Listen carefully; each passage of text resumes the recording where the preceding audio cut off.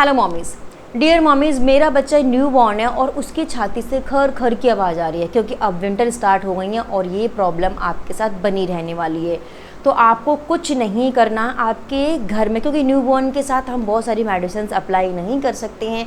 वो मेडिसिन लेने लायक भी नहीं होता, बिल्कुल न्यू बॉर्न होता है और हम भी डरते हैं कि क्या हमें उसको मेडिसिन देना सही है।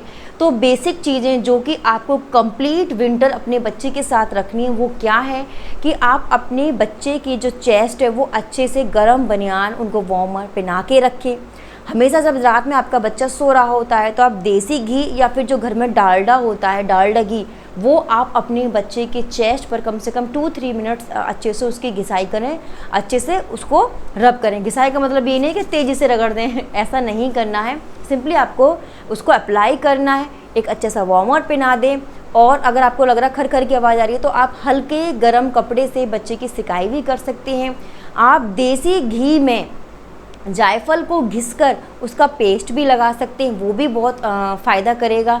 और एक अजवाइन की पोटली आप हमेशा अपने बच्चे के सर के नीचे बना के रखें। कैसे बनानी है उसकी वीडियो भी आपको मेरे YouTube चैनल के प्लेलिस्ट में आपको मिल जाएगी। प्लीज़ वहाँ पे सर्च करके आप देखिएगा तो वहाँ पर डेफिनेटली आपको मिल जाएगी।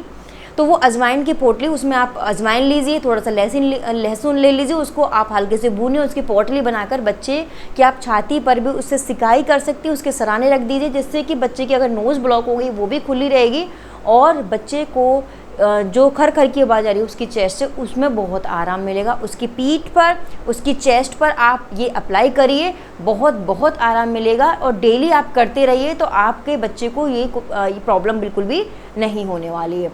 तो ऐसे ही जानकारी के लिए प्लीज़ चैनल को सब्सक्राइब ज़रूर कर लीजिए।